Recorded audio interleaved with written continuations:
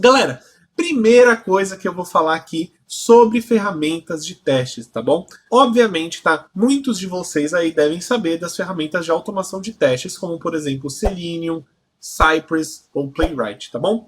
Essas são as três principais ferramentas. E caso você queira saber um pouco mais sobre essas ferramentas, pode ficar tranquilo que eu fiz basicamente aí um vídeo explicando o que cada uma delas faz. E eu também fiz inclusive um vídeo usando cada uma delas, Selenium, Playwright e Cypress, para mostrar para vocês como começar com elas e quão rápidas elas são e quão fáceis são de fazer o setup inicial e quão parecidas elas são também, tá certo? Eu já falei em vários vídeos sobre essas ferramentas, porém existem outras ferramentas que também servem para automação de testes, não somente testes end-to-end de integração, tá? Porque essas ferramentas são bem conhecidas como os testes end-to-end de front-end, né? Apesar de algumas delas também mexerem um pouquinho com back-end, né, com API, elas são mais focadas aí em testes de UI, né, testar end-to-end, tá bom? Mas galera, existem outras ferramentas que eu gostaria de mencionar aqui, que eu já vi em algumas vagas que eu tenho certeza que deve ter deixado algumas pessoas de cabelo em pé sem fazer a menor ideia para que elas servem. E galera, eu quero dizer para vocês aqui que eu não vou necessariamente ensinar para vocês como utiliza cada uma das ferramentas, até porque isso daí se daria um vídeo gigantesco.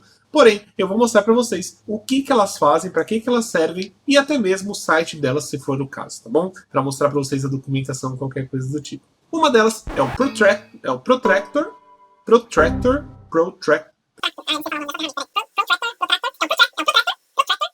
Então, galera, esse daqui é o Protractor e ele é basicamente aí uma ferramenta de testes end-to-end que você utiliza focado em Angular, tá bom? Então, caso você não saiba, Angular é uma ferramenta, né, um framework para desenvolvimento front-end muito utilizado, tá? Não o mais utilizado, mas muito utilizado no mercado. E existe aí essa ferramenta, né, essa ferramenta end-to-end chamada Protractor. E se você der uma olhadinha nela, você vai ver, caso você já tenha trabalhado com Cypress, com Playwright ou até mesmo com Selenium usando JavaScript, você vai ver que ela tem uma forma de escrita muito parecida, tá certo, galera?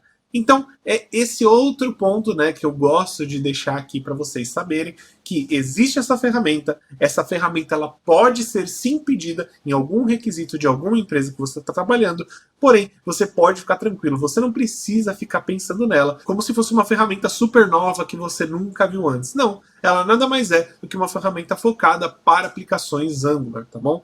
E além disso, tá, galera, ela é muito, muito parecida. Então, mesmo que você não saiba aí, que você saiba qualquer outra ferramenta de automação, eu garanto para você que a pessoa que está contratando não tá nem aí se você trabalhou com Protractor ou não, porque provavelmente Protractor, não estão nem aí se você trabalhou com Protractor ou não, porque eles querem alguém que consiga resolver o problema deles. E se você aí já conhece essa forma de fazer automação, provavelmente você já está meio caminho andado. É só pegar e tentar fazer uma POCzinha, né? Uma POC significa Proof of Concept, e mostrar que você já sabe caso você vá para uma vaga, né? Caso você seja chamado para uma entrevista que utilize Protractor.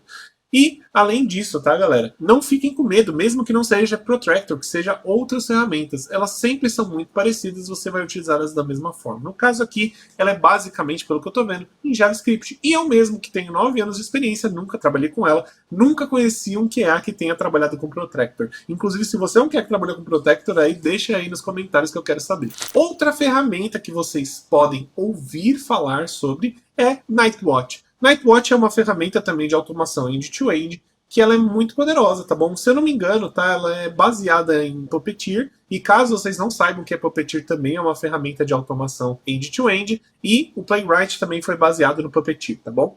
Então, ó, ele basicamente, né, você consegue ir além, né, dos testes end-to-end, você também consegue fazer testes unitários, aparentemente, testes de componente com Angular, React e alguns outros, né, e testes de integração usando o Chai. Então você pode ainda por cima fazer testes de integração aí com APIs, pelo que eu entendi, certo? É uma ferramenta muito poderosa, que eles estão dizendo que ela é mais rápida até mesmo que o Cypress, né?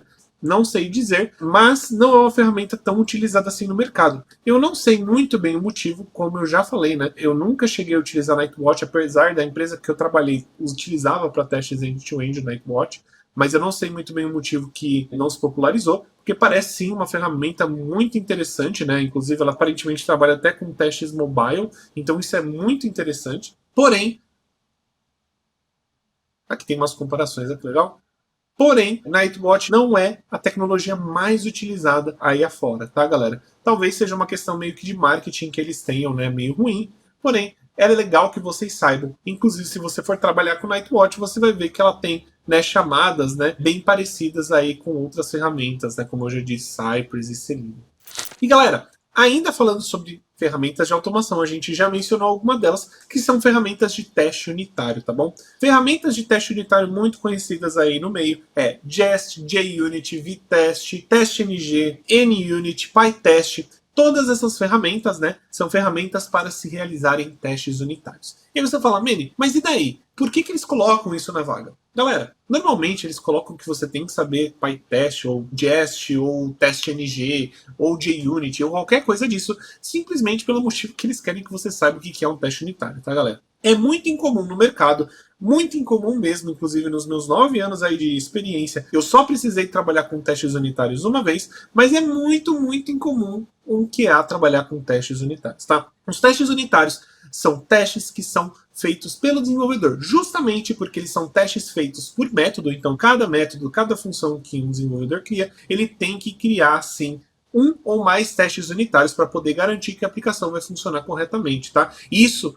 é um padrão de qualidade que os desenvolvedores têm que seguir e não os QAs. Obviamente, os QAs eles têm que monitorar isso justamente porque faz parte da qualidade do sistema, mas isso não significa que você, como um QA, precisa saber desenvolver um teste unitário de um método da sua empresa ou do projeto que você está trabalhando, tá? Ou do projeto que você vai trabalhar. Então, quando falarem sobre essas ferramentas, né, Jest, qualquer coisa do tipo, entenda que você não vai precisar mexer com elas, mas você precisa entender para que elas servem e quando são utilizadas. Então, caso alguém pergunte aí para você sobre teste unitário, pode falar que você, como QA, nunca trabalhou com teste unitário, caso você não tenha trabalhado, mas que você entende a importância do teste unitário e que ele precisa ser feito, e quem deve fazer isso, né, quem toma conta disso, são os desenvolvedores. E aqui, time, eu vou mostrar para vocês aqui o site do Jest. O site do Jest é super legal, ele ensina para você como fazer configurações do zero e como iniciar, tá? Caso você queira entender. Saiba que eu utilizei já Jest não para fazer testes unitários, mas para poder me ajudar a fazer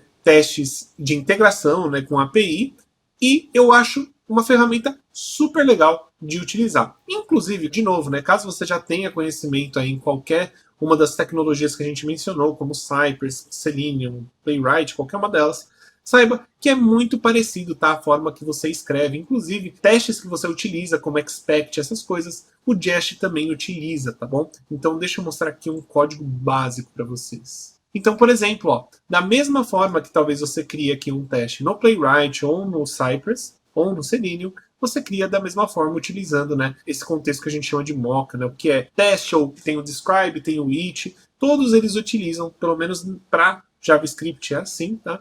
E é muito confortável. E olha que legal, a gente tem os specs, a gente tem o equal, o to equal, né? Expect to equal, todos esses métodos, todos esses matchers, eles são também utilizados, por exemplo, no Cypress, no Playwright, um de cada forma, né? Porém, o Jest basicamente utiliza isso para você garantir os seus métodos, as suas funções, os sistemas estão funcionando e fazer a cobertura de testes unitários, tá bom, galera? Caso você queira entender um pouquinho mais também, por exemplo, de outra ferramenta de teste, por exemplo, essa daqui é uma ferramenta de teste de Java, essa daqui é o JUnit, tá? Essa daqui, inclusive, é a documentação do JUnit, tá bom, galera? Então, se você tiver vontade de ver, às vezes você está trabalhando numa empresa que trabalha com Java, eles falam sobre JUnit, ou você está procurando uma vaga sobre JUnit, pode dar uma olhadinha aqui. É legal também porque eles usam muitos conceitos parecidos com o do Jest, tá? Basicamente, uma ferramenta de testes unitários. Elas são parecidas até porque elas chegaram numa fórmula, tá? Não vou falar aqui muito de JUnit, até porque eu não trabalhei muito com JUnit, eu trabalhei por um tempo muito, muito curto. Porém, eu tenho total noção de que elas são ferramentas que têm a mesma intenção, a mesma ideia.